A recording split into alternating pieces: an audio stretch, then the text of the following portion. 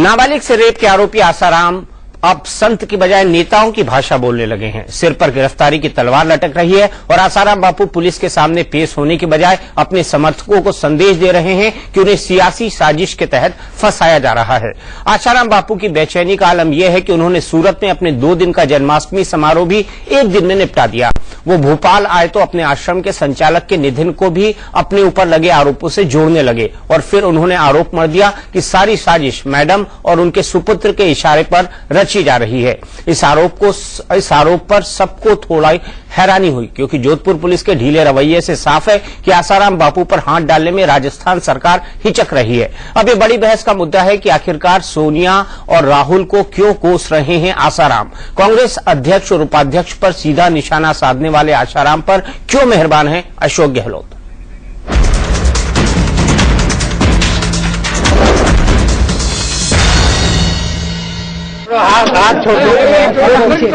क्या हुआ ऐसा आपको यहाँ आना पड़ा? आसाराम बापू की गिरफ्तारी का काउंटडाउन शुरू हो चुका है। आसाराम बापू को भी अंदाजा लग चुका है कि नाबालिग से रेप के केस में अब पुलिस के सामने उनका रुतबा नहीं चलने वाला। इसीलिए वो अब सोनिया और राहुल गांधी को कोसने लगे हैं। आपको बताऊं, मैं किसी पार्टी का विरोध नहीं करना चाहता हूं, लेकिन मेरे को लोग बताते हैं कि मैडम के इशारे से उनके सुपुत्र के ये सब हो रहा है। मैं कहा ठीक है भाई, करने दो जो भी करते हैं। नाबालिग से रेप के आरोपी आसाराम बापू को 30 अगस्त तक जोधपुर पुलिस के सामने पेश होना है। गिरफ्तारी की तलवार लटकती दिखी तो आसाराम बापू ने जोधपुर पुलिस से और मोहलत मांगी। आसाराम बापू ने एक लिखित प्रार्थना पत्र दिया है जिसमें कुछ समय एक्स्ट्रा की उन्होंने कही है। हम तो उम्मीद करते हैं 30 को आसाराम बापू अनुसंधान हेतु यहाँ आएंगे। अगर वो 30 को अनुसंधान के लिए उपस्थित नहीं होते तो निर्णय 30 को ही करें। पुलिस चाह कर भी आसाराम बापू को रियायत नहीं दे सकती थी, क्योंकि गृह मंत्रालय ने राजस्थान सरकार को साफ साफ निर्देश दे दिया था कि आसाराम बापू के साथ वैसा ही सुलूक किया जाए जैसा कि रेप के बाकी आरोपियों के साथ होता है।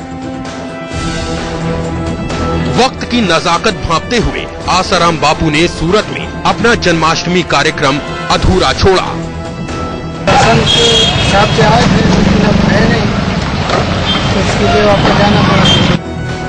फिर खबर आई कि वो सूरत से मुंबई रवाना हो गए हैं, लेकिन आसाराम बापू प्रकट हुए भोपाल में। आपको कुछ तो समझ लेना चाहिए, कुछ तो शर्म आनी चाहिए। ऐसे अनर्गल बातें पूछ रहे हो। आसाराम बापू अपने भोपाल आश्रम के संचालक की मौत की खबर सुनकर आए थे।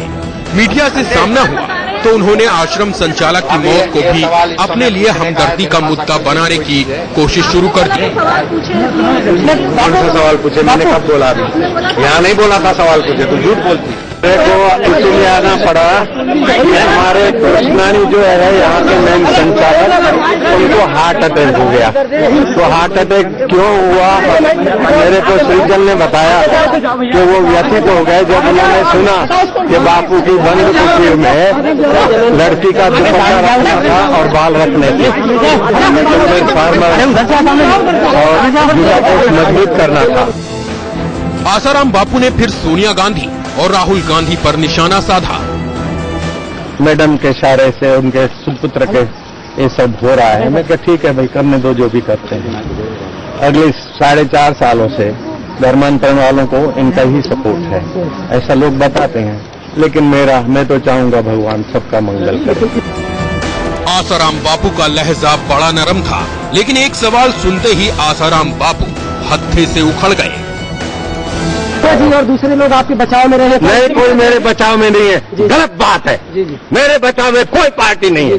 आप मुझे सताने की कोशिश मत करिए। मैं तकरीर में आ जाऊंगा।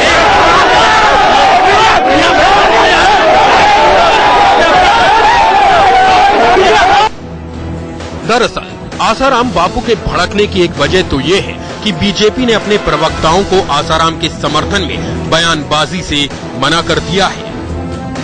भारतीय जनता पार्टी कह चुकी है, हमारे प्रवक्ता प्रकाश जावड़कर साहब ने इसको जिम्मेदारी से कहा था कि कानून अपना काम करेगा और कानून सबके लिए बराबर है।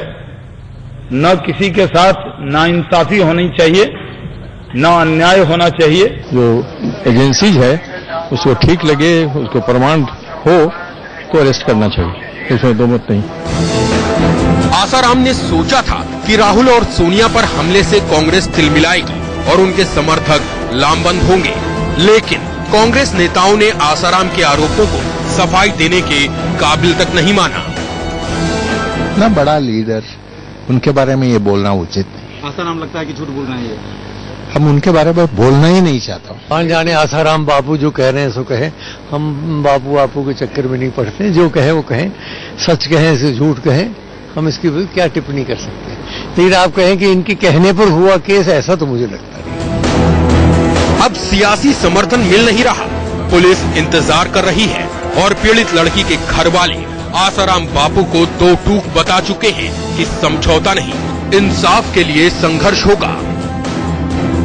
उनसे बात ना की ना हम करेंगे, ना हम दबाव मानेंगे, हम पीछे नहीं हटेंगे, चाहे मरे चाहे बचे, हमें कोई परवाह नहीं है। आपके पास मैं अपनी बेटी को न्याय दिला के मानूंगा आखिरी दम तक।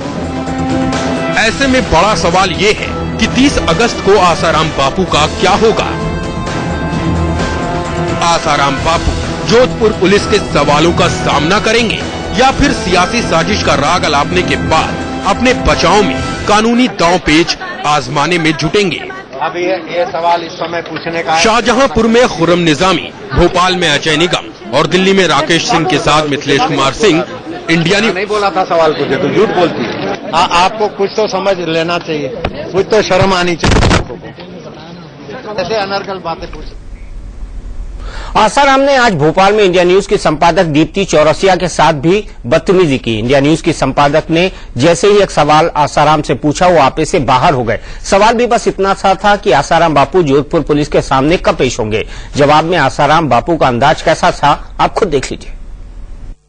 बापू संदेश बता रहे हैं अपने ऊपर आरोपों के बाद। अब ये सवाल इस समय पूछने का है, तेरे पास अक्ल जैसी कोई चीज है?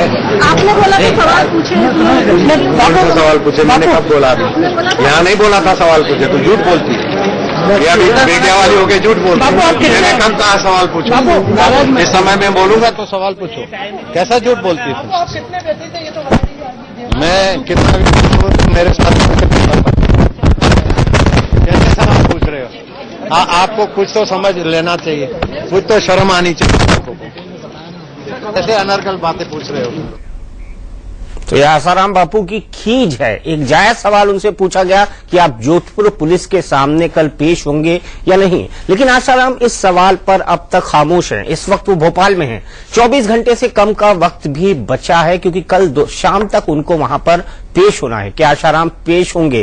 क्यों नरमी बरत रही है राजस्थान सरकार? इस पर हम बात करेंगे डॉक्टर अर्चना शर्मा से, जो कि स्पोक्स पर्सन है राजस्थान कांग्रेस कमेटी की, प्रकाश मीरचंदानी जी जो कि बीजेपी के लीडर हैं और साथ ही अनन्य भक्त भी हैं आसाराम जी के, आरती Mehra national secretary Bharatiya Janata party, स्वामी दीपांकर जी महाराज स्टूडियो में हमारे साथ मौजूद हैं, आध्यात्मिक गुरु हैं, ऋषि मल्होत्रा एडवोकेट हैं सुप्रीम कोर्ट के। ऋषि जी, सबसे पहले जो लड़की ने, नाबालिग लड़की ने नामजद एफआईआर लिखाई है, पूरा सीक्वेंस ऑफ इवेंट बताया है, नए कानून के तहत क्या अब तक आसाराम की गिरफ्तारी नहीं हो जानी चाहिए थी? देखिए, चाहे नया कानून हो चाहे पुराना कानून हो, अगर एक रेप का एलिगेशन लगाया गया है, वो भी एक माइनर के द्वारा, तो इसमें पुलिस को सबसे पहले अरेस्ट करना चाहिए। आपके सामने एक बॉम्बे का रेप केस एग्जाम्पल है और एक आसाराम का एग्जाम्पल है। दो केसेस में डिस्क्रिमिनेशन क्यों की गई है, मुझे आज तक ये बात समझ नहीं आती। बॉम्बे के केस में भी सिर्फ एक एलिगेशन था रेप का, पुलिस ने पांचों को अक्यूज को अरेस्ट किया, उसके बाद तफ्तीश जारी है। इस केस में भी एक माइनर ने एलिगेशन लगाया रेप का, उसके बाद पुलिस अभी इंक्वायरी कर रही है, उनको सम्मन कर रही है बुलाने के लिए। सवाल ये उठता है कि क्या जब एक रेप का एलिगेशन लगता है, वो भी एक माइनर के द्वारा, क्या पुलिस को सबसे पहला काम अरेस्ट नहीं करना चाहिए, उसके बाद तफ्तीश क्यों नहीं करनी चाहिए? प्रकाश मीरचंदानी जी, बापू जाएंगे जोधपुर कल? देखिए, वो तो वही जवाब दे सकते हैं। मेरे पास तो उनकी बातों का जवाब नहीं है। मैं ना उनका प्रवक्ता हूं, ना उनका फॉलोवर हूं, ना उनका अनन्य भक्त हूं। जैसा आपने कहा, मेरे को तो आपने पार्टी के नाते से बुलाया, मैं उस नाते से आपके सामने बैठा हूं। तो आप बताइए आपका क्या व्यू है? जो वो कह रहे हैं कि सोनिया और राहुल जिम्मेदार हैं, क्या जिम्मेदार हैं वो? देखिए दीपक जी, अगर आप मेरी बात सुनना चाहें और मेरा अगर साउंड बीच में बंद नहीं करेंगे तो मैं अपनी बात विस्तार से बताने के लिए तैयार हूं। बिल्कुल बोलिए, आप बोलिए, स्वतंत्र हैं आप। देखिए, इस देश में सनातन धर्म के विरुद्ध, हिंदू धर्म के विरुद्ध लगातार एक षड्यंत्र चल रहा है। जो साधु संत महात्माएं गुरुकुल चला रहे हैं, जो नई आने वाली पौध है जिसके अंदर बीजारोपण कर रहे हैं संस्कारों का, जिनको सभ्य मानव बनाने की कोशिश कर रहे हैं, उन सारे संतों के ऊपर लगातार आप फेरिस उठा के देखिएगा दीपक जी। आप बहुत लिटरेट आदमी हैं और बहुत बड़े एंकर हैं और आपका मीडिया जगत में एक नाम है और मुझे उम्मीद है कि आप निष्पक्ष इस बात को चला सकते हैं और चलाएंगे भी, मुझे आपसे ही उम्मीद है। ये देखिए, आप लगातार चाहे शंकराचार्य जी हों, जगत गुरु शंकराचार्य जी हों, या अन्य जितने हमारे साधु संत महात्मा हैं जो प्रेरणा के स्रोत हैं, जिनसे लोगों को ज्ञान मिलता है, जिनसे मन में आत्मीय शक्ति मिलती है, शांति मिलती है और धर्म के प्रति आस्था उनकी बरकरार रहती है और बढ़ती है, ऐसे लोगों के ऊपर लगातार एक जो विदेशी कंपनियां हैं जो इस देश को एक मार्केट समझती हैं, जो इस देश में आकर अपना हमारा जो संस्कारित लोग, जो नया जनरेशन आ रहा है उसको रोकने के लिए जो लगातार जो काम करती हैं, उनका एक षड्यंत्र मुझे इस पूरे एपिसोड के पीछे लगता है, जो लगातार उनके पीछे। अच्छा, और मुझे ये भी किसी ने बताया, लगातार मुझे ये भी जानकारी मिली कि ये जो विदेशी कंपनियां हैं या विदेशी जो फंडिंग होती है, उनके भी लोगों का बकायदा एक बजट बनता है कि इस तरीके से हिंदुस्तान में घुसकर और इस तरीके से जो उनके जो प्रेरणा के स्रोत हैं, जो धर्म, हिंदू धर्म के जो ध्वजवाहक लोग हैं, उन पर हमला किया जाए, कैसे करके उसको डैमेज किया जाए, उनकी छवि को खराब किया जाए लगातार। और उसमें मुझे आश्चर्य लगता है और कभी कभी लगता है कि ऐसे लोग जो हमारे ही लोग हैं, वो चूंकि अपनी पेट की आग बुझाने के लिए कुछ पैसों की खातिर से उनके जो है यूज हो जाते हैं, उनके हाथों में खेलने लगते हैं। ये बहुत एक चिंता का विषय है इस देश में, इस पर बहुत बड़ी बहस होना चाहिए। अच्छा प्रकाश जी, सरकार हिंदू धर्म पर ये जो लगातार हमले हो रहे हैं, प्रकाश जी आपने कहा हिंदू धर्म पर हमले हो रहे हैं, मैंने आपका आर्गुमेंट माना, लेकिन वाकई क्या आशाराम संत हैं? उन्होंने हमारे पत्रकार संपादक दीप्ति से कैसे बात की, आपने सुन लिया होगा अभी तक। उन पर आरोप है कि वो हर जगह जहाँ जाते हैं वहाँ पर, हर जगह जहाँ पर जाते हैं वहाँ जमीन का अतिक्रमण कर लेते हैं। क्या संत को ऐसा करना चाहिए?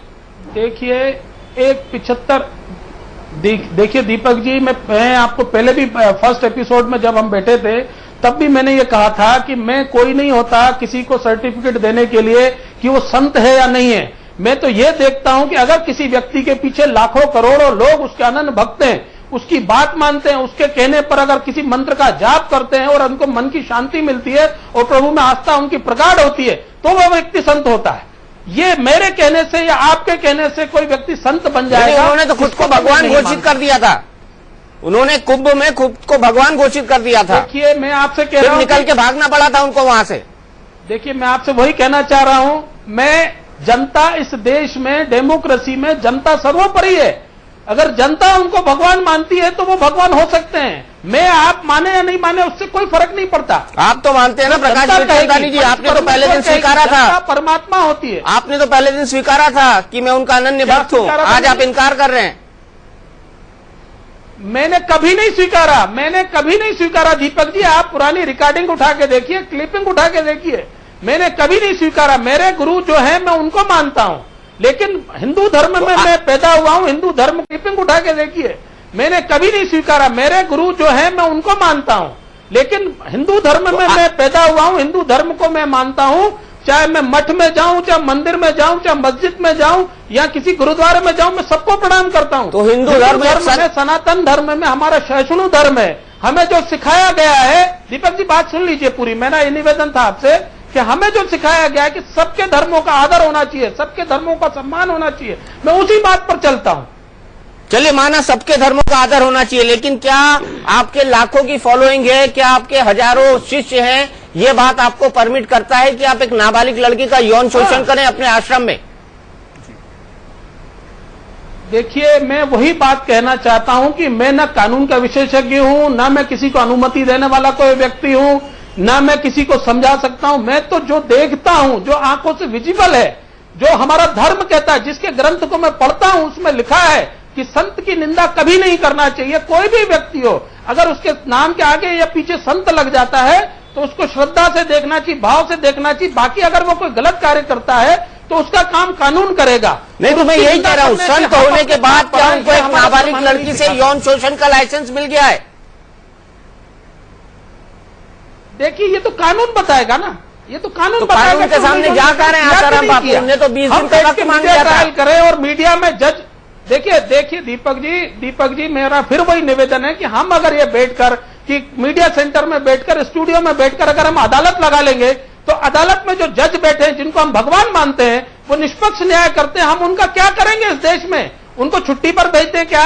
मैं आपसे ये पूछना चाहता हूं कि हम मीडिया ट्रायल करके अगर देश का डिसीजन करने लगेंगे कोई व्यक्ति है या नहीं है, उसको हम यहाँ पे हैंड्स प्रूव कर देंगे कि नहीं you have a culprit, you have a rapist, तो हम वो जो बैठे हुए जिनको मध्य प्रदेश शासन या भारत सरकार बड़े बड़े पैसे देती है, जिनको तनख्वाह देती है, जिनको मान दे देती है, उनका उपयोग क्या है? भाई एविडेंस होता है, कुछ विषय होता है, कुछ बात होती है, उसके लिए कानून बना हुआ है और सारे देशवासियों का कानून में विश्वास है। लेकिन इस देश में एक चीज और है, आपने अपने पर्सनल लॉ भी चलते हैं, आपने विषय आना चाहिए। इस देश में भारतीय जनता पार्टी इसीलिए कहती है कि इस देश में एक विधान, एक संविधान और एक प्रधान होना चाहिए, चलिए दो चीजें होना चाहिए। और भारतीय जनता पार्टी शुरू से ये बात कहती है। आपने बिना रुके 12 मिनट बोला है, प्रकाश बिरचंदानी जी, आपने बिना रुके 12 मिनट बोला है। अब मैं आरती मेहरा जी को लाता हूँ, आपकी पार्टी की सीनियर नेता है। अनुमति देंगे तो मैं बोलूंगा, आप अगर मुझे अनुमति देंगे तो मैं बोलूंगा। नहीं, बिल्कुल मैं आपको अनुमति दूंगा। आपको बोलने के लिए लाया गया प्रकाश बिरचंदानी जी, आप अपना पॉइंट ऑफ व्यू रखेंगे क्योंकि हर आदमी के पॉइंट ऑफ व्यू की इज्जत करते हैं। आरती मेहरा जी, क्या मध्य प्रदेश बीजेपी का जो व्यू है वही राष्ट्रीय बीजेपी का है कि एक संत को विदेशी ताकतें फंसा रही हैं? देखिए दीपक जी, ये बड़ा विषय जो है बड़ा संवेदनशील है। मैं भारतीय जनता पार्टी की नेता होने से पहले एक महिला हूं और सबसे पहले मैं नारी के सुरक्षा के लिए उसके अधिकारों की रक्षा की बात करती हूं। जो बात अभी प्रकाश जी ने कही उससे काफी हद तक सहमत होते हुए भी मैं ये कहना चाहूंगी कि भारत देश की लोकतांत्रिक व्यवस्था में जो हमारी जुडिशरी है उस पे सबका बहुत विश्वास है और कानून से बड़ा कोई नहीं, न राष्ट्रपति न प्रधानमंत्री, कोई भी बड़ा नहीं है और ना ही कोई परम संत। अगर गलती मैंने की है, आपने की है या बापू आसाराम ने की है तो गलती का दंड तो हमें भुगतना पड़ेगा अगर किसी प्रकार की गलती हुई है। लेकिन ये जो गलती है ये मैटर ऑफ इन्वेस्टिगेशन है। क्राइम जो है, अगर वो लड़की बता रही है, मैं तो इतनी संवेदनशील हूं इन विषयों में, मैं तो उस पे भी क्वेश्चन मार्क बिल्कुल न करते हुए, जुडिशरी को पूरी तरह से सरेंडर करते हुए, मैं तो ये चाहूंगी कि जुडिशरी इसमें अपना न्याय करे। और अगर बापू इसमें इन्वॉल्व नहीं है तो पहले भी कई बार हुआ है, कई संतों के साथ हुआ है कि वो पूरी तरह से बाइज्जत बरी होके आए और अगर कहीं पे रत्ती भर भी, चुटकी भर नमक के बराबर भी इन्वॉल्वमेंट अगर होती है तो उसका दंड तो जरूरी है। तो मैं बहुत क्लियर हूं और अपनी जो बात है, मेरी पार्टी का भी यही मानना है कि कानून से ऊपर कोई नहीं है, कानून के सामने हम सब नतमस्तक हैं और हमें अपना जो भी किया है और अगर नहीं किया है तो इस देश में जहां पे दंडित होना जरूरी है वहीं पे ये भी जरूरी है कि जिसकी अगर इन्वॉल्वमेंट नहीं है और वो अगर किसी भी प्रकार की साजिश का अगर वो साजिश उसके प्रति की गई है तो उससे भी कानून में विश्वास रखते हैं, उससे भी वो जरूर बरी होंगे। लाखों करोड़ों आसाराम जी के जो भक्त हैं उनका ये विश्वास है और विश्वास में बहुत शक्ति होती है। समय आने पे पता चलेगा। गोल आरती जी गोलमोल जवाब है कि न इसकी बात करूंगी न उसकी बात करूंगी। आरती जी वैसे गोलमोल जवाब है, गोलमाल जवाब नहीं है दीपक, लेकिन मैं डॉक्टर अर्चना शर्मा के पास भी चलता हूं। जी बिल्कुल गोलमाल नहीं है, मैं इससे ज्यादा मैं बिल्कुल क्लियर बात कर रही हूँ और मैं सबसे पहले कह रही हूँ। आरती जी आपको बार-बार कह रही है कि आसाराम को सबसे पहले गिरफ्तार किया जाए। ऊपर है अशोक गहलोत सरकार उनको गिरफ्तार नहीं कर रही है और उनके नेता कह रहे हैं कि बीजेपी के नेता उनको सपोर्ट कर रहे हैं। देखिए ये तो गहलोत सरकार नहीं, गहलोत सरकार का ये तो ओनस बनता था, ये उनकी जिम्मेदारी बनती थी वो जो जोधपुर में हुआ, जिसके मुख्यमंत्री गहलोत साहब है, तो गहलोत साहब को सबसे पहले करना चाहिए था। अगर बीजेपी किसी बचाव की वो बात करते हैं तो दीपक जी, बीजेपी तो बहुत बाद में पिक्चर में आई ना, पहले ही उनको करना चाहिए था। डॉक्टर अर्चना शर्मा जी, सेंसिटिव विषयों में आपके मुख्यमंत्री आसाराम बापू को बचा रहे हैं, आपके मुख्यमंत्री आसाराम बापू को बचा रहे हैं, क्योंकि आसाराम कह रहे हैं कि उनकी तो रोज अशोक गहलोत से बात हो रही है। उन्होंने कहा है मैं गिरफ्तार नहीं करूंगा उनको। अशोक गहलोत ने उनको ये कहा है। अशोक गहलोत उनके एक आश्रम में गए थे। अशोक गहलोत के जमाने में सबसे ज्यादा बापू के आश्रम राजस्थान के अंदर बड़े हैं। मैं आपको आंकड़े बताता हूँ, रुक जाइए, मेरे स्क्रीन पर आंकड़े आएंगे अर्चना जी, मैं आपका जवाब लूंगा, लेकिन स्क्रीन पर आंकड़े आ जाए कि 3,000 रुपए राजस्थान में आसाराम बापू के 20 आश्रम और 6 फार्म हाउस है। अशोक गहलोत के चलते पहले कार्यकाल में राजस्थान में फैला आसाराम बापू का साम्राज्य। टोंक के निवाई में आसाराम बापू की गौशाला का उद्घाटन गहलोत ने किया। ये संबंध बता रहा हूं मैं।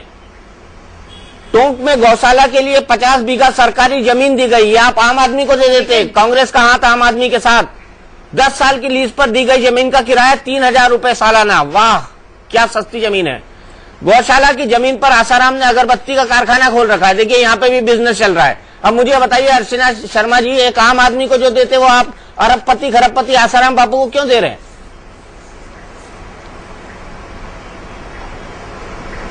और शर्तों का उल्लंघन करने पर गौशाला की जमीन वापस क्यों नहीं ली गई? बैठे हैं, उनकी बात का जवाब दूंगी। नहीं, मेरी बात का तो दे दीजिए ना। सबसे बड़ी बात है कि जो पार्टी, मेरी बात का तो दे दीजिए ना कि स्वयं घोषित, मैं दोनों बातों का जवाब दूंगी, आपकी बात का भी दूंगी। पहले इनकी बात का देने दीजिए, इनको बहुत समय दिया आपने। स्वयं घोषित ध्वजवाहक बनते हैं जो हिंदू धर्म के बारे में नई व्यवस्था देना चाहते हैं, नई परिभाषा उसको देना चाहते हैं। वो नहीं जानते कि हिंदू धर्म एक जीवन पद्धति है।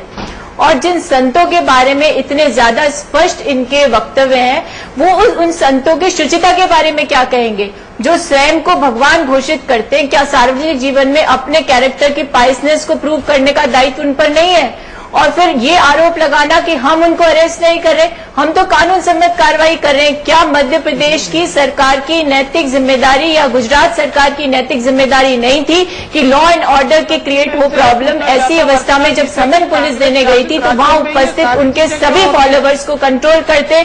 1 मिनट, आप बोल रहे थे तब मैं बीच में नहीं बोल रही थी। कांग्रेस शासित राज्य में जाकर ये आरोप लगाता है या विषय बनाता है होती है, तो उसका क्या कहना, उसके विषय में भी मैं इनसे जानना चाहूंगा।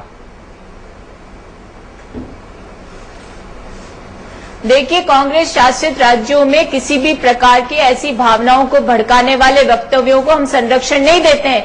यहाँ भी यदि आसाराम बापू जी का प्रकरण है तो न्याय सम्मत, कानून सम्मत कार्रवाई हो रही है। यहाँ किसी को प्रश्न नहीं दिया जा रहा। मुंबई हमले के रेपिस्ट 24 घंटे में गिरफ्तार हो गए। कार्रवाई तो कर ही रहे हैं। आसाराम बापू प्रेस कॉन्फ्रेंस कर रहे हैं और आपकी कांग्रेस अध्यक्षा और आपके उपाध्यक्ष पर आरोप लगा रहे हैं कि वो फंसा रहे हैं। एविडेंस को गैदर, बोलिए, सोनिया गांधी और राहुल गांधी फंसा रहे हैं आसाराम को। बालिका को ले जाकर के वहाँ पर इन्वेस्टिगेशन नहीं होता। अर्चना जी, मैं ये जानना चाहता हूँ क्या सोनिया गांधी और राहुल गांधी करा रहे हैं?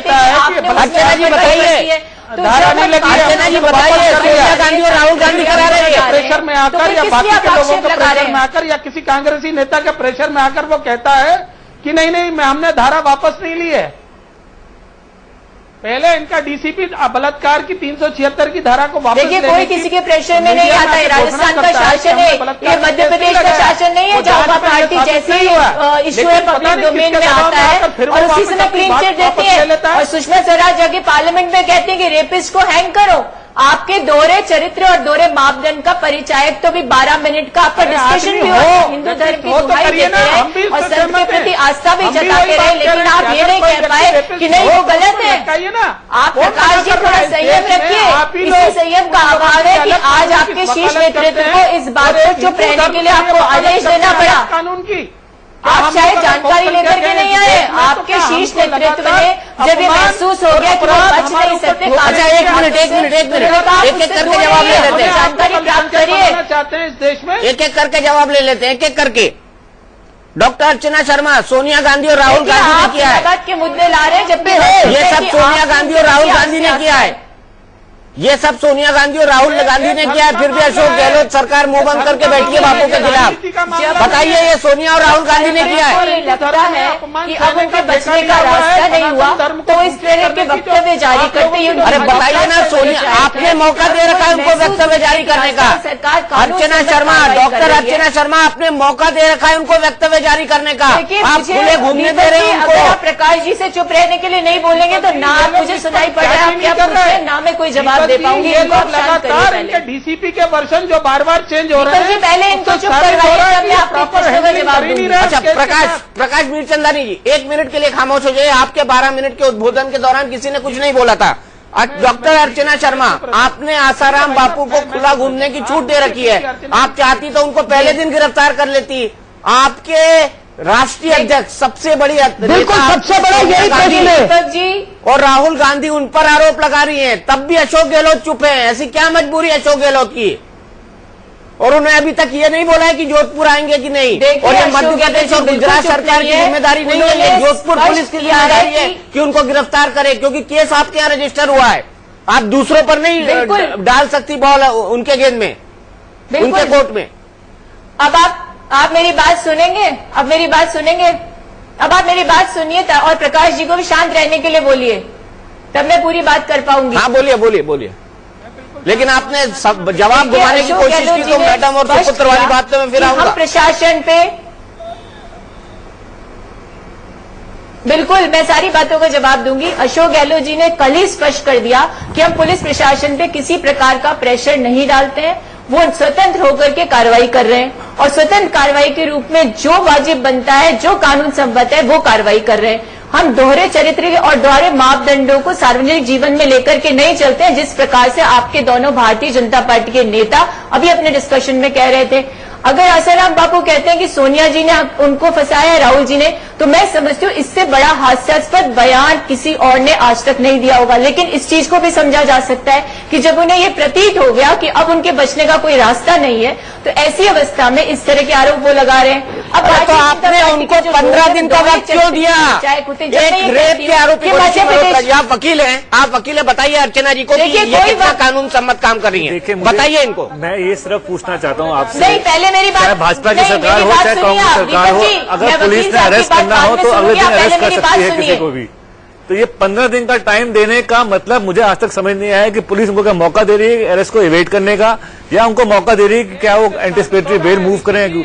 आपके सामने बॉम्बे का उदाहरण है, बॉम्बे में 24 घंटे के अंदर 5 के 5 एक्यूज अरेस्ट हुए।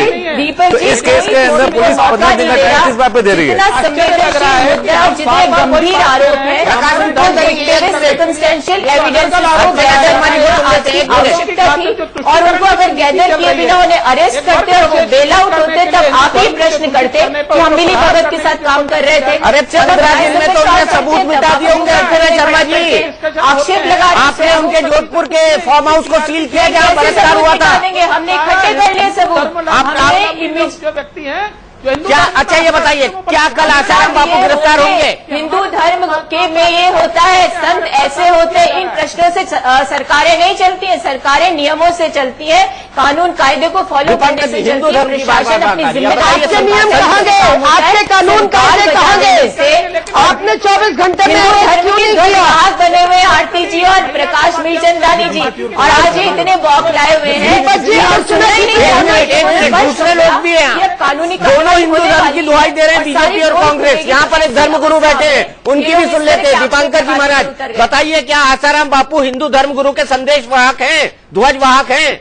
बीजेपी और कांग्रेस, यहाँ पर एक धर्मगुरु बैठे हैं, उनकी भी सुन लेते हैं। दीपांकर जी महाराज बताइए, क्या आसाराम बापू हिंदू धर्मगुरु के संदेश वाहक हैं, ध्वज वाहक हैं?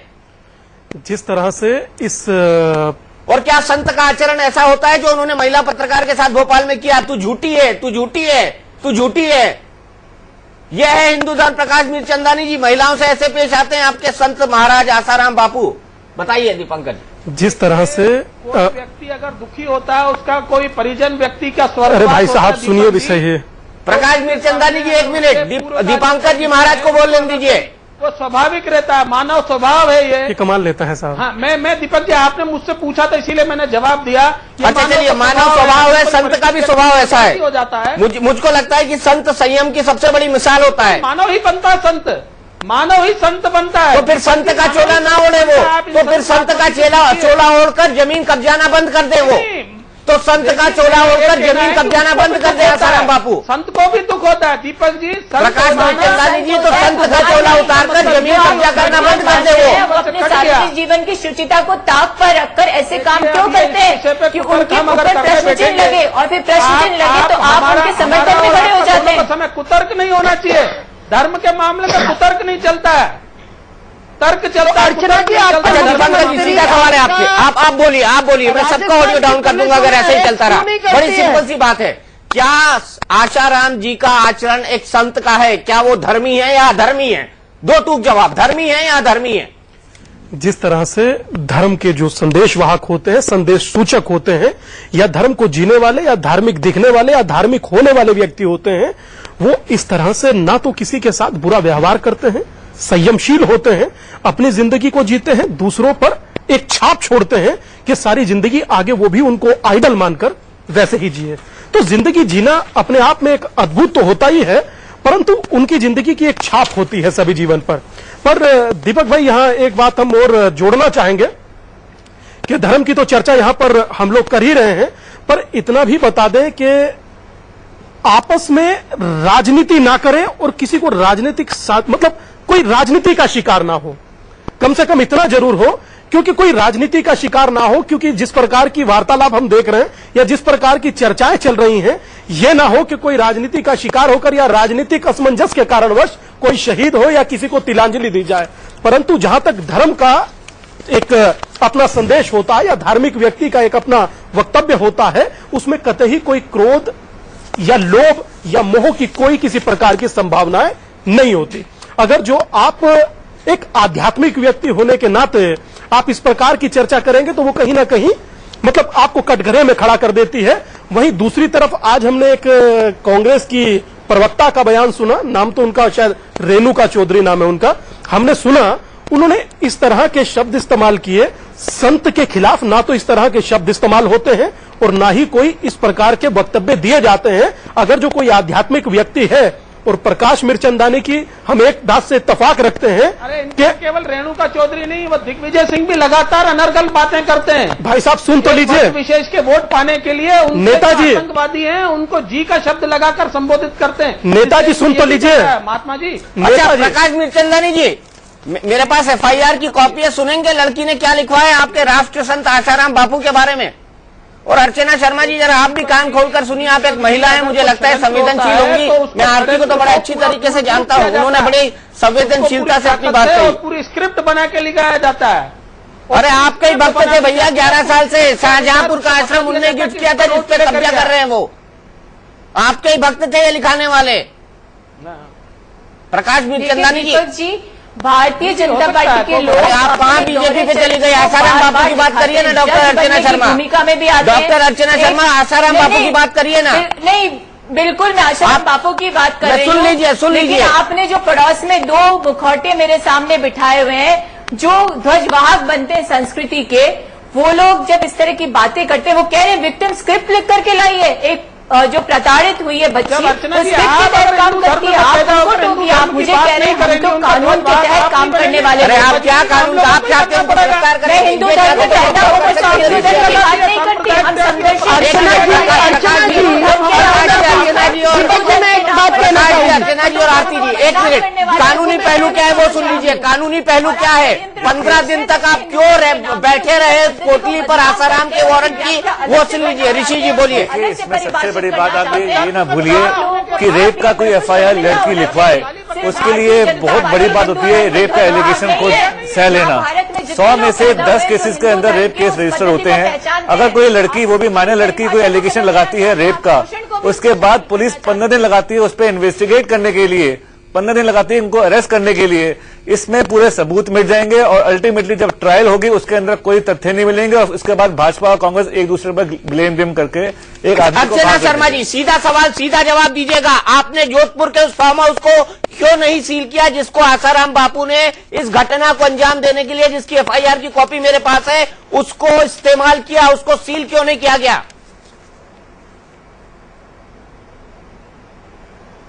देखिए, वरिष्ठ वकील बैठे हैं ऋषि जी, ये भी इस चीज को स्वीकार करेंगे कि जो हाई प्रोफाइल लोग होते हैं, यदि उनके खिलाफ सर्कमस्टेंशियल एविडेंसेस को नहीं जुटाया जाए और इमीडिएटली अरेस्ट किया जाए तो वो जाकर कोर्ट में बरी होते हैं, उनकी बेल होती है। ऐसी अवस्था में तो फिर आप राजस्थान शासन को कटघरे में खड़ा करते। मेरा सिर्फ उनको अरेस्ट किया नहीं, बिल्कुल मैं सही बात कह रही हूँ, सर्कमस्टेंशियल एविडेंसेस होने चाहिए। FIR मैं पढ़ना नहीं चाहता था, लेकिन मजबूर कर लिया डॉक्टर अर्चना शर्मा, आप मजबूर कर लिए मुझे। आप सुनिए वो बच्ची क्या लिखती है, लगाते हैं, आप सुन लीजिए वो बच्ची क्या कहती है FIR में, सुनेंगी आप? दीपक जी पहले मेरी बात सुनिए। नहीं, 1 मिनट सुनेंगी आप, बच्ची क्या कहती है FIR में? पुलिस ने वहां जाकर के पुलिस ने समन दिया, तब लौट करके आई। आप तो इनवाइट करने गए थे शादी के लिए, पीला चावल लेके आसाराम को, आपके पुलिस वाले तो पीला चावल लेके गए थे अर्चना शर्मा जी। सरकार ने पहली फुर्सत में बिना जांच करे FIR लिख ली है, वो उसके लिए गहलोत सरकार जिम्मेदार है। जांच करे बगैर FIR लिखना भी अपने आप में गलत होता है। अरे जांच करके करे बिना FIR नहीं, आपको नए लॉ नहीं पता है कि रेप पर क्या लॉ है, आपको नए लॉ नहीं पता है, थोड़ा पढ़ाइए। के खिलाफ दीपक जी, आपके खिलाफ भी अगर कोई व्यक्ति अनर्गल आरोप लगाएगा तो उसकी भी जांच होनी चाहिए। मैं तो वो भी बात कहने के लिए तैयार हूँ। प्रकाशवीर चंदानी जी, आपको रेप के ऊपर नए कानून नहीं मालूम है क्या? आपको रेप के ऊपर नए कानून नहीं मालूम है क्या? किसी के पिताजी की उम्र का है दीपक जी, मेरी बात देखिए, मुझे सब कानून पता है, लेकिन तो फिर क्या अनर्गल बात कर रहे हैं आप? अर्चना शर्मा इजाजत दे रही है उनको बोलने की, सोनिया गांधी और राहुल गांधी के खिलाफ एलिगेशन लगाने की, और आप उनको कहने लगे हैं ये दो पॉलिटिकल पार्टी का चरित्र है, ये दो पॉलिटिकल पार्टी का चरित्र है। FIR होना चाहिए। आरती मेहरा जी, आपने हाथ उठाया। आरती मेहरा जी, FIR लिख ली गई, FIR लिखने पे ही प्रश्न चिन्ह लगता है।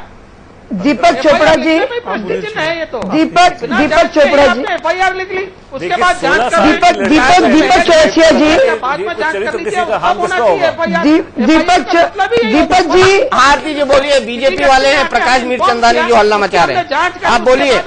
आपकी पार्टी की 2 वॉइस हैं। हल्ला नहीं मचा रहा हूँ दीपक जी, ये कोई तर्क नहीं हुआ। तो मैंने तो अपनी वॉइस बहुत चुप रखी है या बात किया है। और अभी दीपक जी मैं ये कहना चाहती हूँ, बच्ची की प्रकाश जी 1 मिनट, कि बच्ची माँ बाप के प्रेशर में आकर वो रिपोर्ट लिखाई है उसने। प्रकाश जी 1 मिनट, एक ही बोल पाएगा, वो भी एविडेंस है, बच्ची वहाँ पे भी उसकी प्रकाश जी सहेली भी एविडेंस है। पहले तो बता दीजिए, आप बच्ची के साथ है, बच्ची के बाद शोषण करने वाले के साथ है।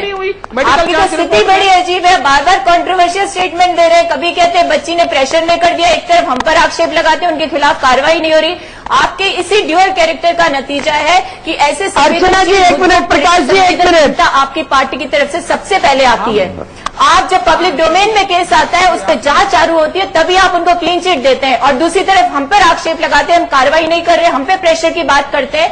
आप इस दोहरे चरित्र को छोड़िए और आप उस बच्ची के साथ हैं या उनके साथ हैं, ये तो स्पष्ट कर दीजिए। पहले आपको बता दीजिए अर्चना शर्मा जी, आप बच्ची के साथ हैं आसाराम के साथ? अर्चना शर्मा जी, पहले आप तो बता दीजिए कि आप बच्ची के साथ हैं आसाराम के साथ? प्रश्न चिन्ह लगाने पे तुले हुए। अर्चना शर्मा जी, काम करिए। अर्चना शर्मा जी, आप ये तो बता दीजिए कि आप बच्ची के साथ हैं कि आसाराम के साथ? बीच में अर्चना शर्मा जी, आपका उसका high command. Prakash ji 1 minute, Prakash ji 1 minute. Deepak ji कानून प्रणाली के साथ जी, हम उस व्यवस्था के साथ हैं जो शोषित को न्याय दिलवा सके। तो आसाराम खुलेआम क्यों सोनिया गांधी और राहुल गांधी पर आरोप लगा रहे हैं? ये बड़ी बड़ी बातें कोई खुलेआम नहीं है, खुलेआम कार्रवाई भी खुलेआम सोनिया गांधी और राहुल गांधी का नाम ले रहे, बड़ी बड़ी बातें कर रही हैं। आधार पे नहीं कर रहे होंगे दीपक जी। आशाराम देखिए, सोनिया अर्चना जी सिर्फ बड़ी बड़ी बातें कर रही हैं। अर्चना जी के कितना दम है, मुख्यमंत्री के पास पूरे देश को चलाने का बीड़ा है, उनको ऐसे कामों के लिए समय नहीं है। और ये जो विदेशी तत्व और विदेशी ताकतें बोल रहे हैं, आपके ऊपर तो सबसे पहले आक्षेप लगता है कि आप पूरे सोशल मीडिया को कैप्चर किए हुए विदेशी ताकतों के साथ मिलकर फिर बता दूं, और आज तो मेरी चंदानी जी, मुझे समझ नहीं आ रहा अर्चना जी क्या बोल रही है, क्या बोल रही है? 1 मिनट, प्रकाश जी 1 मिनट, अर्चना जी 1 मिनट, प्रकाश जी 1 मिनट, मेरा जी बोलना।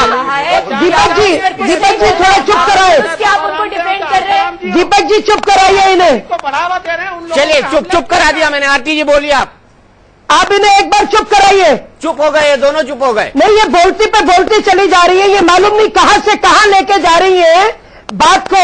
सबसे बड़ी बात है, सारा ओनस इन पे था। आज ये छोटी बच्ची की बात कर रही है, उनकी वकालत कर रही है।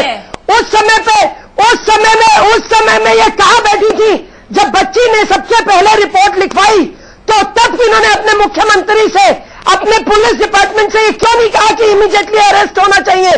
आज ये अरेस्ट सारा जो इनका ओनस है, खुलेआम आसाराम जी कह रहे हैं कि इनके मुख्यमंत्री से और हम लोग अशोक गहलोत से मेरे पर्सनल संबंध है, मेरा उनसे मिलना जुलना है, वो मुझे जानते हैं, वो हर एक बात कह रहे हैं। आप बोले पे बोले चली जा रही है। आपका ओनस आपके प्रदेश में केस रजिस्टर होता है तो आपकी सरकार उसका बोलेगी। शर्मानी चाहिए। आप महिला होकर महिला, शोषित महिला के खिलाफ और संतों का साथ दे रहे हैं जिन्होंने दोहरे चरित्र अपनाए। गुजरात और मध्य प्रदेश कैसे आपने शोषित, क्योंकि महिला शोषित के लिए कुछ किया नहीं, राज्य आपने पहले कुछ किया नहीं। आप सबसे पहले, आपको उस बच्ची के लिए सबसे पहले संवेदनशील होकर अर्चना जी कुछ करना चाहिए था। आज सिर्फ आप बेकार की बातें कर रही हैं। आपके प्रदेश में होता है रजिस्टर केस, वहां पे होता है और केस किसी को बचाने के लिए तो आप लोग फ्रंट में आ गए। हम लोग तो कानूनी कार्रवाई कर रहे हैं। अर्चना शर्मा जी, अगर उनको कोई बचा रहा है तो अशोक गहलोत बचा रहे हैं। हमारा सीधा आरोप है, इंडिया न्यूज का सीधा आरोप है कि अशोक गहलोत उनको बचा रहे हैं। हम ये कहते हैं, भारती जी मुझे आरोप लगाने दीजिए, मेरे पास तथ्यों की जानकारी है। मैं आरोप लगाता हूँ अर्चना शर्मा जी की आपके मुख्यमंत्री अशोक गहलोत उनको बचा रहे हैं। वो महिला होकर कितनी असंवेदन बचा रहे हैं। ये आपका आरोप बिल्कुल मिथ्या है। कानून सम्मत काम है। आप मुझे आपको बताने की जरूरत नहीं है। दे रही है, ये मुझे आपको बताने की जरूरत नहीं है। अर्चना जी देते हैं, बहुत देर से मैं सुन रही हूँ आपकी। ये आप गलत आरोप लगा रहे हैं, उधर से इधर बोल रही है। किसी को भी नहीं बचा रहे। 15 दिन तक आसाराम को क्यों खुला छोड़ रखा? 15 दिन तक आसाराम को क्यों खुला छोड़ रखा? बताइए, जवाब दीजिए इस बात का। 15 तारीख को अपराध होता है, 17 तारीख 18 तारीख को FIR होती है, 30 तारीख तक आपने क्यों खुला छोड़ा उनको? आपने उनसे पूछताछ क्यों की? क्या बात करती है? सारा ओनस आप पे, ये संस्कृति के ध्वजवाहक ध्वस्त करने का कार्य आपकी बनती है। उस बच्ची की गुनाहगार आप है, सोशल मीडिया के माध्यम से बच्ची की पूरे देश गुनाहगार भ्रमण आप करने में है। लगे हुए। उस ये वो लोग हैं जो संस्कृति के वाहक बनने के नाम पर महिला शोषण पर भी राजनीति करते हैं। ऐसे लोगों की बातों पर आप आकर के इस तरह के मिथ्या आरोप लगाएं तो मैं समझती हूँ बिल्कुल निराधार है। फालतू बोलती है। अर्चना शर्मा जी, आप बोल रही हैं, आप दो होकर भी इस चीज का स्पष्टीकरण नहीं दे सकते। आरती शर्मा जी और अर्चना बिल्कुल स्पष्टीकरण देते हैं। आपकी सरकार की जिम्मेदारी है, नैतिक जिम्मेदारी। अर्चना शर्मा जी और आरती मेरा जी, मैं 3 लाइनें सुनाता हूँ। मुख्यमंत्री को लेनी मैं उस बच्ची की मार्मिक पीड़ा की 3 लाइन सुनाता हूँ जो नामजद FIR उसने की है। सुन के अगर आपको शर्म ना आ जाए, मैं नहीं सुनाना चाहता था, मैं नहीं बताना चाहता था, ना मैं उसका नाम ले रहा हूँ, ना मैं उसकी आइडेंटिटी बता रहा हूँ। लेकिन आसाराम बापू ने क्या किया, उसका कच्चा चिट्ठा यहाँ पर है मेरे पास इस FIR में।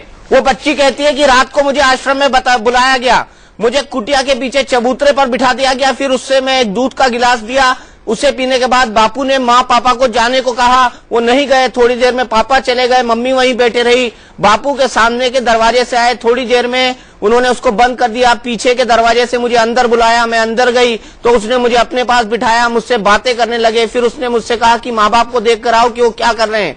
मैंने आकर बताया कि माँ बैठी और पापा चले गए हैं। तो उन्होंने मेरे साथ छेड़छाड़ शुरू कर दी। मैं चिल्लाने लगी, डैश डैश डैश, आगे नहीं पढ़ सकता, मेरे माँ बाप को मरवा देंगे। मुझे डरा धमका कर मेरा मुंह बंद कर दिया, मेरे साथ गलत किया, dash dash dash dash dash, नहीं चला सकता, इसके बाद की लाइन भी नहीं बता सकता। मैं रोने चिल्लाने लगी, उसने मेरा मुंह बंद कर दिया। घंटे तक मेरे साथ छेड़छाड़ की। बाहर 2-3 सेवक थे। मैं जब बाहर गई तो उसने मुझे फिर धमकी दी और कहा कि किसी को मत बताना, आपके माँ बाप को मैं मरवा दूंगा। ये है डैश डैश डैश में नहीं पढ़ सकता क्योंकि ये भाषा वो नहीं है। अर्चना शर्मा जी, कहां गई आपकी सरकार की संवेदनशीलता? कहां गया कांग्रेस का आम आदमी के साथ? कांग्रेस का हाथ इस वक्त आसाराम बापू के साथ है। कांग्रेस का हाथ तो इस समय देखिए दीपक जी, कांग्रेस का हाथ जो है आम आदमी के साथ ही है, आसाराम बापू के साथ है। अर्चना शर्मा जी, आसाराम बापू के साथ। सुन लिया, ये FIR होने के बाद भी आपने उनके उस बंगले को सील नहीं किया जहाँ ये कुछ हुआ था। पहले मेरी बात सुनिए, ये सारे आरोप मिथ्या है। मैं मानती हूँ मुद्दा संवेदनशील है, आरोप गंभीर है, लेकिन कानूनी प्रणाली जो है उसको तोड़ना नहीं पड़ेगा और इसके तहत काम करेंगे। आप खुद कह रही हैं कि FIR झूठी है, आप खुद कह रही हैं अर्चना शर्मा जी FIR झूठी है, केस बनेगा। नहीं, मैं कब कह रही हूँ? आपने खुद कहा अभी, बिल्कुल नहीं अपने शब्दों को रिकाउंट करिए। आप खुद कह रहे हैं आरोप मिथ्या है। कब कह रहे हैं FIR झूठी है? आरोप मिथ्या, आपने खुद ने कहा आरोप मिथ्या है।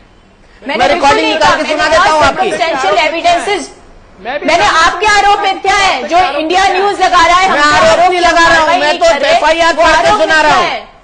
आपके आरोप मिथ्या है। नहीं अर्चना शर्मा जी, मैं तो FIR पढ़ के सुना रहा हूँ, मेरे आरोप थोड़ी है, लड़की ने FIR में लिखा है। मैं भी आप पे डायरेक्ट आरोप लगा रहा हूँ कि कांग्रेस का शासन काम नहीं कर रहा। कांग्रेस की सरकार, मैं आपके आरोपों के लिए कह रही हूँ जो आप हम पे झूठे आरोप लगा रहे थे। नहीं अर्चना शर्मा जी, मैं तो FIR पढ़ रहा था। जो कंप्लेन की है वो ऋषि जी आपका एक्सपर्ट है, FIR को पढ़ने के बाद क्या कहेंगे आप? कम से कम अगर आसाराम जी निर्दोष है या अपने आपको निर्दोष समझते हैं तो कम से कम एटलीस्ट उनको पुलिस के सामने जाके इंटरोगेट करना चाहिए, उनको इंटरोगेशन में शामिल होना चाहिए और अपना कोई डिफेंस है पुलिस में जाके अपना एक्सप्लेनेशन देना चाहिए।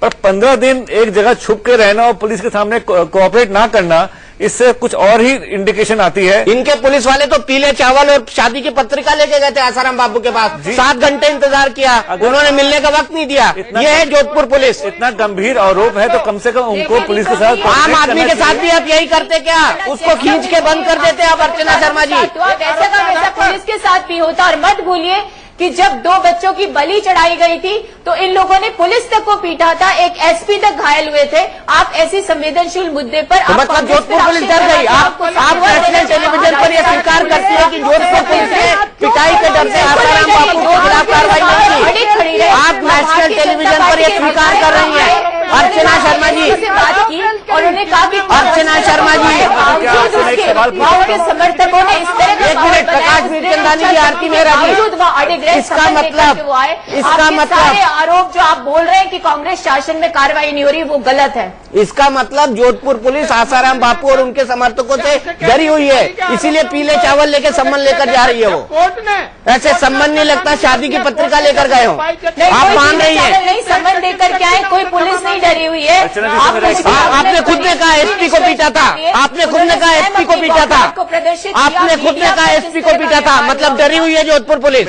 आपने खुद ने कहा SP को पीटा था।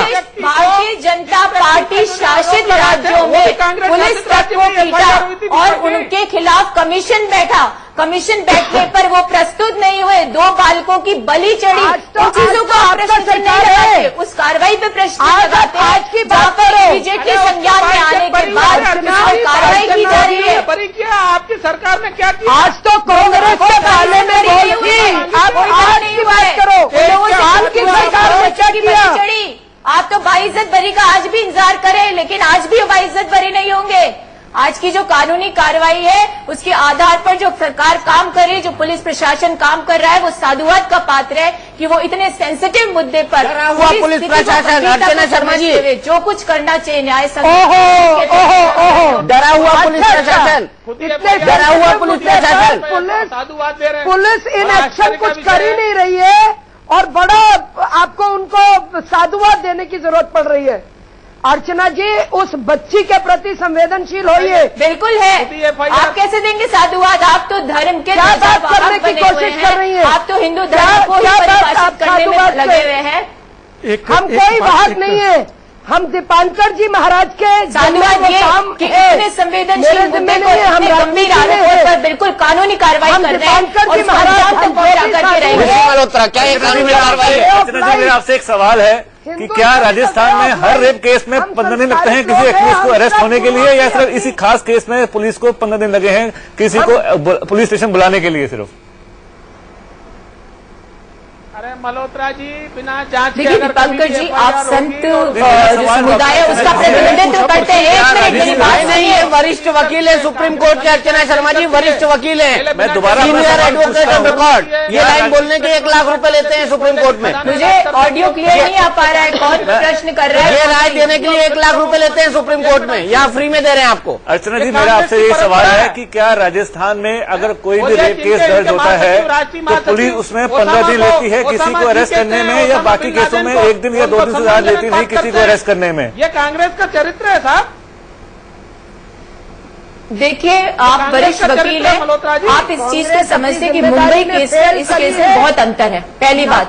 दूसरी बात ये कि जो न्याय की प्रणाली है उसको अपनाया जा रहा है। जब न्याय संगत बात की जा रही है, जब स्वतंत्र इन्वेस्टिगेशन हो रहा है, अन्वेषण की एक प्रक्रिया होती है, अनुसंधान का एक तरीका होता है, एक एक्शन का जो प्रोसीजर होता है उसको फॉलो किया जाता है। आपसे बेहतर तो इसको कोई समझता नहीं है। इसको अपनाया जा रहा है।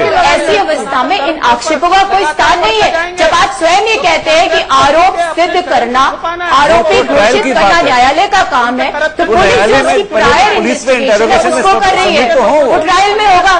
तो आप और हम बैठ के जज की भूमिका में तो आ नहीं सकते, और हम किसी को डिफेंड भी नहीं कर रहे हैं। जो हमारे शीर्ष नेतृत्व पर आक्षेप लगा रहे हैं उस सबको देखने के बावजूद एक गंभीरता की बात, एक शासन करने वाली सरकार अपने दायित्वों से नहीं मुकर रही है। हम विचलित नहीं हो रहे हैं, हम बौखला नहीं रहे हैं, हम ये नहीं कह रहे कि उनको संरक्षण देंगे। हम विक्टिम और अक्यूज्ड, देखिए मेरी बात सुनिए, सर्कमस्टेंशियल एविडेंसेस को गैदर करना सबसे बड़ी प्रायोरिटी। उस केस को कोर्ट में फॉर्मली स्टैंड करे, वो सरकार का दायित्व, प्रशासन का दायित्व। एक मिनट अर्चना शर्मा जी, अर्चना शर्मा जी, मैं इस बहस को बढ़ा रहा हूँ आप सबों की अनुमति से। मेरे पास दो सवालों के जवाब दे दीजिए। अर्चना शर्मा जी, विनती है आपसे। प्रकाश मीरचंदानी जी, आपसे भी विनती है कि आप कृपया मेरे सवालों को सुनेंगे। मेरा पहला सवाल अर्चना जी, और दिल पे हाथ रख के जवाब दीजिएगा, अशोक गहलोत की प्रवक्ता बन के मत दीजिएगा। मेरा पहला सवाल ये कि बंबई का रेप और आशाराम का रेप अलग अलग कैसे? क्या रेप अलग अलग तरीके से भी होता है? क्या सेक्सुअल हैरेसमेंट के अलग अलग पैमाने भी होते हैं? कि आशाराम अगर सेक्सुअल हैरेसमेंट करे तो उनको 15 दिन की छूट है, 5 चावल में रहने वाले अगर सेक्सुअल हैरेसमेंट करे तो उनको 24 घंटे में गिरफ्तारी है? देखिए, दोनों केसेस के बारे में मैं नहीं कह रही कि रेप होता है उसमें अलग अलग मापदंड हो, और मैं बार बार स्पष्ट कर चुकी कल भी और परसों भी आपके सामने कि राजस्थान के शासन में किसी भी आरोपी को, किसी भी महिला शोषण करने वाले को संरक्षण या प्रेशर नहीं दिया जाता। लेकिन हम किसी प्रेशर में काम नहीं करते। जो न्यायगत प्रणाली है, जो कानूनी प्रक्रिया, जो अनुसंधान का सिस्टम है, जो एक्शन के लिए जो प्रोसेस अपनाया जा सकता है वो अपना रहे हैं, ताकि इस केस को हम फर्मली कोर्ट में स्टैंड करवा पाए। कल को हम उनको इमीडिएटली अरेस्ट करते, सर्कमस्टेंशियल एविडेंसेस को गैदर नहीं करते, वकील साहब अच्छे से समझेंगे और उनकी वो बेल आउट होते, तो कल यही भारतीय जनता पार्टी के लोग जो गाल बजाने में माहिर है यही कहते घूमते, देखो कोई एविडेंस नहीं। हम तो कहते ही थे कि उनको क्लीन चिट दे दो, उन्होंने कोई आरोप नहीं, उनके खिलाफ कोई आरोप स्टैंड नहीं करता। तो ऐसी अवस्था में कानूनी कार्रवाई के बीच में हस्तक्षेप करें हम मीडिया ट्राई करने से बेहतर होगा। इसके बाद आपके पास ही आऊंगा। जब मीडिया ये कह रहा था कि जोधपुर में न्याय नहीं हो सकता, आपके पास आऊंगा, प्रकाश जी आपके पास भी आऊंगा। हमें अपनी सुविधा दिल्ली में थी, उसी प्रकार।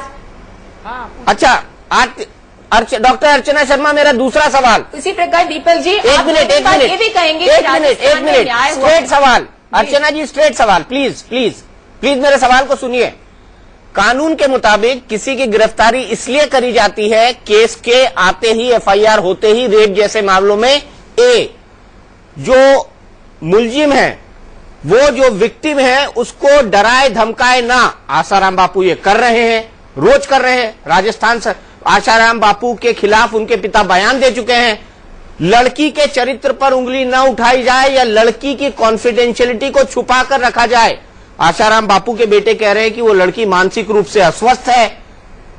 उनके पिता कह रहे हैं कि 6 डॉक्टरों की कमेटी बना दीजिए इंटर स्टेट, वो जांच कर ले। मुझे अब आप ये बताइए, आपने आसाराम बापू को सबूतों के साथ, सबूतों में बाद में आऊंगा, विक्टिम को विक्टिमाइज करने की, उसको डराने धमकाने की छूट देकर रखी हुई है। ये कानून है क्या? ये इन्वेस्टिगेशन है क्या? माइनर विक्टिम बताइए, इसका जवाब दीजिए। देखिए दीपक जी, बिल्कुल आपकी बात सही है। ये कहीं भी हम माइनर जो विक्टिम है उसकी भावनाओं के खिलाफ नहीं है, लेकिन जो कानून में है, जो न्याय संगत है, वो काम हम कर रहे हैं। आप इस चीज को समझिए, एक धन भीरू देश जहां पर भावना को उद्वेलित करने के लिए सबसे बड़ा विपक्ष लगातार प्रयास कर रहा है, जो हर आम चुनाव से पहले ऐसे मुद्दों की ताक में रहता है, वैसी स्थितियों में जब वो पब्लिक डोमेन में आए, आप उनको क्लीन चिट दें और आप ये कहना शुरू कर दें कि उनके साथ अन्याय हो रहा है। मीरचंदानी जी तो बार बार ये स्पष्ट करें। ऐसी अवस्था में पूरे सर्कमस्टेंशियल एविडेंसेस को गैदर करने के बाद और उस केस को इतना फर्म रखें कि कोर्ट में स्टैंड करे, वकील साहब बेहतर समझते होंगे। फिर आपने मुझसे कहा कि मैं कांग्रेस की प्रवक्ता महिला के नाते को डराने धमकाने की छूट आपने डर के मारे दे रखी है। अर्चना शर्मा जी जवाब दीजिए, विक्टिम को डराने धमकाने की छूट आपने डर के मारे दे रखी है। अर्चना जी जवाब दीजिए, यानी विक्टिम को डराने धमकाने की छूट आपने धर्म भीरू जनता की आड़ में जानबूझकर दे रखी है। फॉलो कर रहे हैं और हम धर्म भीरू जनता की आड़ हम नहीं लेते। धर्म भीरू आप ले रही थी, अभी आपने बोला भावनाओं को भड़काने का काम होता है, अभी आपने बोला पुलिस गई। बिल्कुल ये विपक्ष करता है भावनाओं को भड़काने का, और आज भी यही काम तो कानून और व्यवस्था तो आपकी जिम्मेदारी है।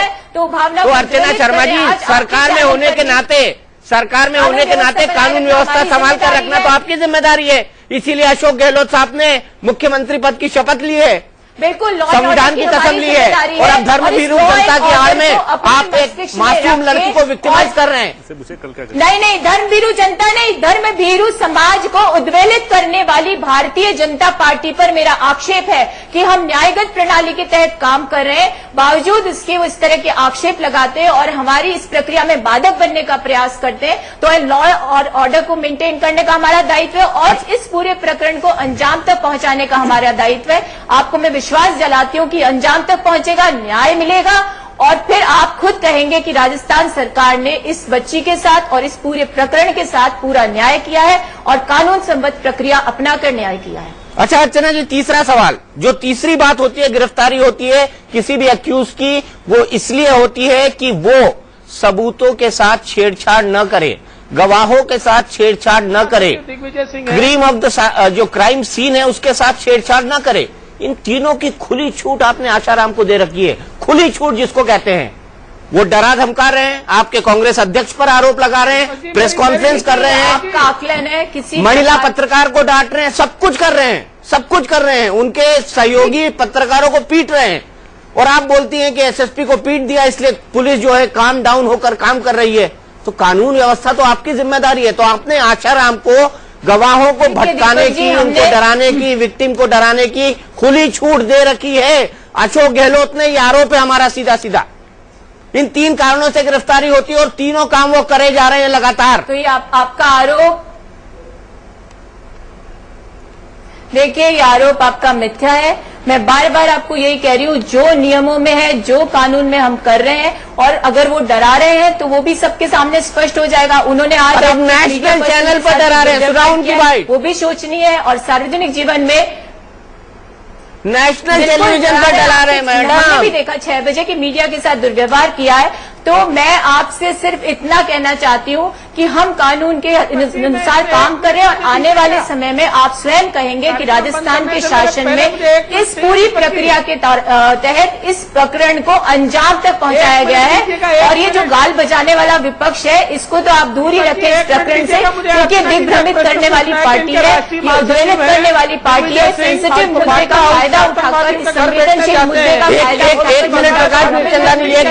और इस पूरी प्रक्रिया में बाधक बनने का भी प्रयास करती है। हमने उनको दरकिनार करके इस पूरी प्रक्रिया में जितनी संवेदनशीलता और गंभीरता अपनानी चाहिए और जितना हमारा कमिटमेंट है और डिटर्मिनेशन है, उसके साथ हम काम कर रहे हैं। और मैं फिर आपसे कहूंगी, हम इस पूरे प्रकरण को अंजाम तक पहुंचाएंगे, और कोई भी शोषित राजस्थान सरकार द्वारा ये कभी नहीं सोच पाएगा कि उसके साथ न्याय नहीं हुआ। अर्चना शर्मा जी, आपकी संवेदनशीलता को हम प्रणाम करते हैं, देश भी प्रणाम करता है। आरती मेहरा जी।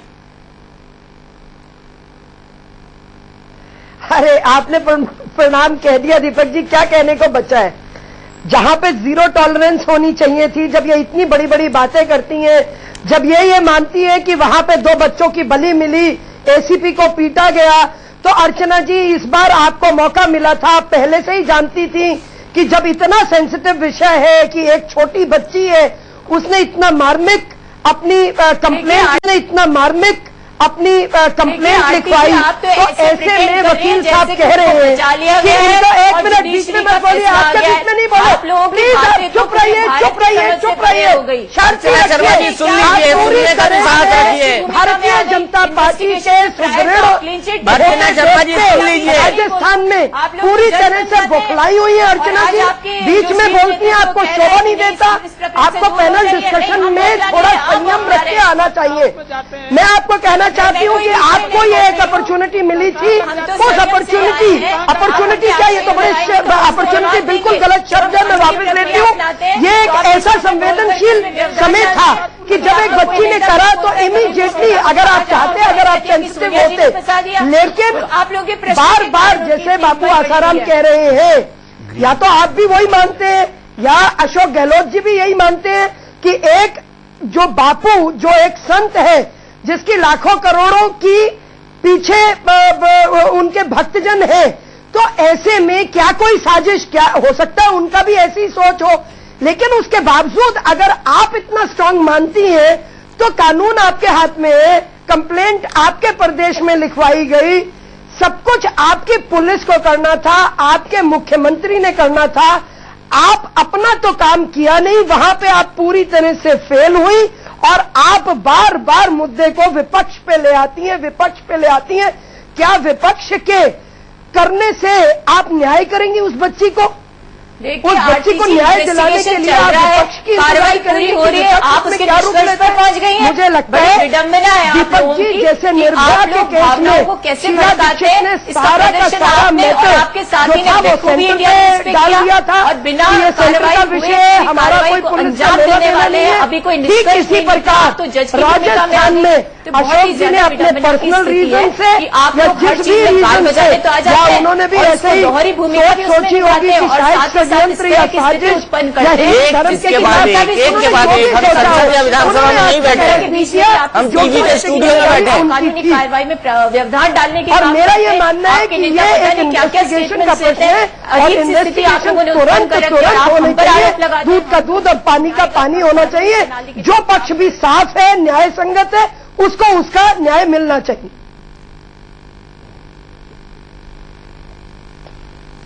चलिए, मुझे लगता है अर्चना शर्मा जी एक आखिरी सवाल का जवाब दे दिया, हम चलते जाएं उससे पहले एक आखिरी सवाल का जवाब दे दीजिए, और वो सवाल ये है कि कल क्या आसाराम बापू गिरफ्तार होंगे? आवाज फोन कट गया शायद।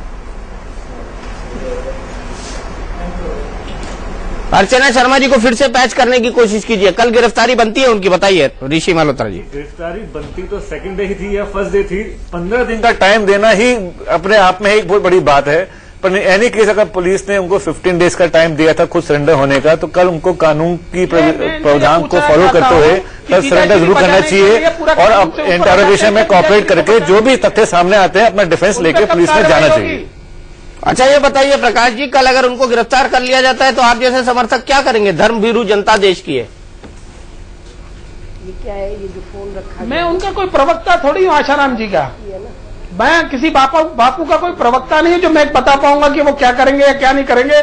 मैं तो मेरे कांग्रेसी साथियों से ये पूछना चाहता हूं कि जीजा श्री की गिरफ्तारी कब होगी? क्या वो कानून से ऊपर है क्या? आप अलग डायरेक्शन में लेंगे, एक रेप का आरोप है सर और एक बिजनेस डीलिंग का आरोप है, इसको नहीं, मैं वही कहना चाहता हूँ, कानून सबके लिए बराबर होता है इस देश में। आसाराम बापू के लिए बराबर है, 15 दिन की छूट दे दी है कांग्रेस की सरकार ने उनको। अर्चना शर्मा जी आप मुझे सुन पा रही हैं क्या? अर्चना शर्मा जी मेरा सीधा सवाल आपसे, बेचने की षड्यंत्र कर रहे हैं ये लोग पूरा का पूरा, क्या कल आसाराम बापू गिरफ्तार होंगे?